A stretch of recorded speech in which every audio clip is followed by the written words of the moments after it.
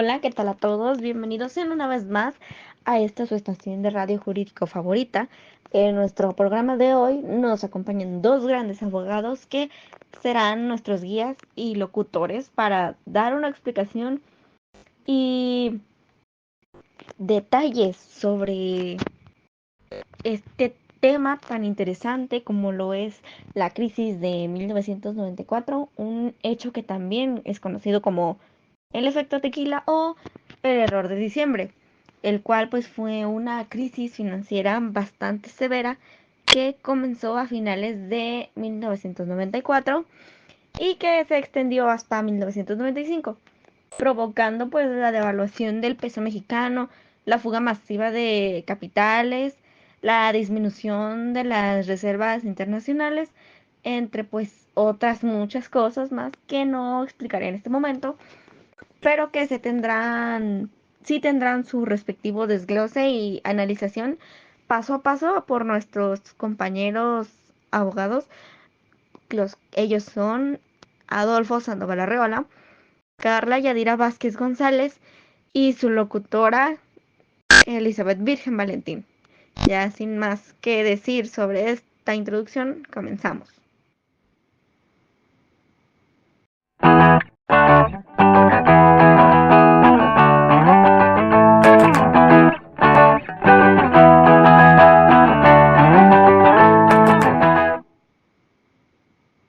Comenzando ahora sí con este tema que es la crisis económica del 94, eh, nuestro querido abogado Adolfo será el encargado de darnos la introducción, las especificaciones y todo lo relacionado con este tema. Así que cuéntanos, bueno, preséntate primero, ¿no? Para que quienes nos escuchen sepan quién eres y qué nos vas a venir a explicar en este momento. Hola, hola, mucho gusto. Mi nombre es Adolfo Sandoval Arriola, licenciado en abogado. Agradezco la cordial invitación a esta bonita estación de radio, el cual les estaré compartiendo el tema de la crisis económica de 1994. La crisis económica del 94 se trata de un evento muy grande que sacudió la economía mexicana.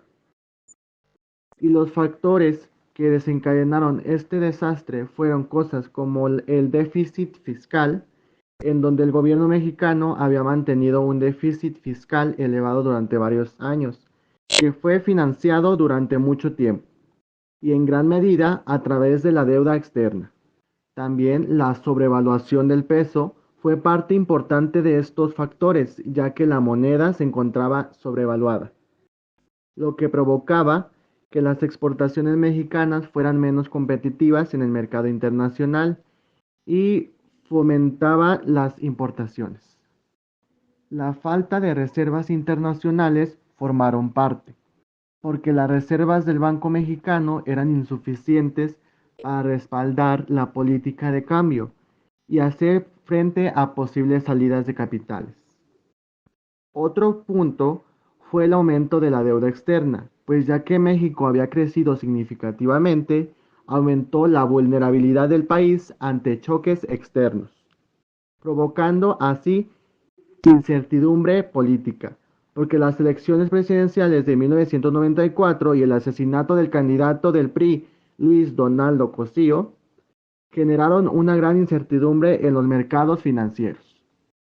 Esto tuvo repercusiones en el sistema, lo que provocó que el peso mexicano se devaluara bruscamente, algo que generó una fuerte inflación y erosionó el poder adquisitivo de los mexicanos. Pero no solo eso, el Banco de México aumentó las tasas de intereses de manera drástica para controlar la inflación y atraer capitales, lo que dificultó el acceso al crédito para empresas y familias.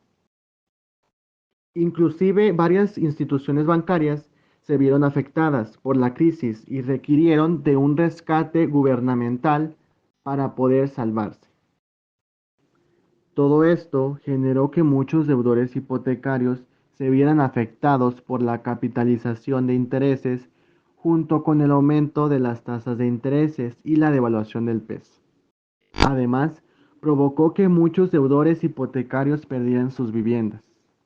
Entonces, esta crisis del 94 fue un evento que subrayó la importancia de una gestión económica prudente y la necesidad de reformas estructurales para evitar futuras crisis similares y trayendo como consecuencia una profunda recesión, pérdida de empleos y una crisis de confianza tanto a nivel nacional como internacional. Todo esto de la crisis económica de 1994 sirvió como influencia. Se manejaron las políticas económicas y financieras en años posteriores, incluyendo la crisis del 2008, el cual es otro tema del que yo creo es muy importante hablar. La crisis internacional del 2008 tuvo sus raíces en una serie de factores interconectados que se fueron acumulando a lo largo de varios años. La concesión masiva de hipotecas subprime, es decir, préstamos a personas con bajo historial crediticio, generó una burbuja inmobiliaria al aumentar los precios de las viviendas de manera artificial. Se incentivó la especulación y se creó una situación de alta vulnerabilidad. Además, las hipotecas se convirtieron en activos financieros complejos y se comercializaron en todo el mundo. Este proceso de titulización permitió ocultar el riesgo subyacente de las hipotecas subprime y difundir la crisis a nivel global. En España, la crisis también impulsó una reforma del sistema financiero español con el objetivo de reforzar la supervisión bancaria y proteger a los consumidores. Se crearon mecanismos como el Fondo de Garantía de Depósito para proteger los ahorros de los ciudadanos.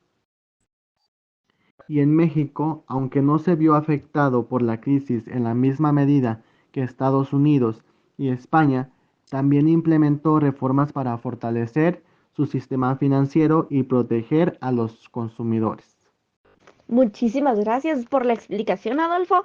Es verdad que ahora, escuchándolo de alguien que maneja también este tema, se puede ver que aunque la crisis o las crisis ocurrieron en contextos muy diferentes y pues tuvieron causas específicas diferentes, la experiencia de estas crisis desde la de 1994 pues ayudó a moldear algunas de las respuestas y políticas implementadas durante la crisis que vino después, que fue la del 2008, y tienen algunas conexiones entre sí que aunque no fueron directamente causadas por la crisis del 94, pues ambas tienen una pequeña conexión ahí. Otra cosa que creo importante señalar es cómo los principios de derechos humanos se han integrado en el derecho mercantil para poder proteger a los individuos de prácticas financieras abusivas, ya sea desde que la Suprema Corte de Justicia de la Nación determinó que el cobro de intereses excesivos, tanto ordinarios como moratorios, constituye pues a la usura, y esto está claramente prohibido, llegando hasta la protección de los derechos humanos en el contexto mercantil, que implica asegurar que los deudores no sean explotados mediante tasas de intereses abusivas, puesto que tras las crisis México adoptó reformas significativas en derechos para proteger a los ciudadanos, y en 2011 se implementó una reforma constitucional que pues elevó rango de los derechos humanos al incluir tratados internacionales en la Constitución, dándoles el mismo nivel que las leyes nacionales. Esto pues implicó que el sistema legal mexicano debía interpretar y aplicar las leyes en armonía con los derechos humanos, protegiendo mejor a los ciudadanos en el contexto mercantil y financiero. Estas reformas han influido a las relaciones mercantiles al establecer principios de dignidad humana y proporcionalidad, como por ejemplo se ha vuelto inaceptable imponer intereses desproporcionados o prácticas que pueden dañar gravemente el patrimonio de una persona, considerándose contrario a los derechos humanos. Así pues se promueve el equilibrio entre el cobro legítimo de deudas y la protección de la dignidad y bienestar de los deudores. Aunque no existe un tope legal universal como para todas las tasas de intereses en México, sí se ha puesto un énfasis en limitar los abusos mediante normas que buscan la proporcionalidad y la transparencia en los cobros. Incluso se han impulsado reformas que obligan a los bancos y entidades financieras a ser claros y transparentes sobre estas tasas de intereses y condiciones de crédito, lo cual pues permite a los consumidores tomar decisiones informadas. Y no como antes, que podían llegar a ser inclusive hasta estafados. También quisiera incluir el tema del anatocismo, que pues es un término jurídico que se refiere al cobro de intereses sobre intereses vencidos y no pagados. ¿Qué quiere decir con esto? En otras palabras que sean más prácticas, pues este anatocismo es la práctica de capitalizar los intereses morosos para que a su vez generen nuevos intereses. En la legislación civil mexicana queda prohibido el pacto de anatocismo, que sea convenido de antemano, ya que se pueden incluir cláusulas en un contrato que establezcan desde el inicio que los intereses morosos generan nuevos intereses.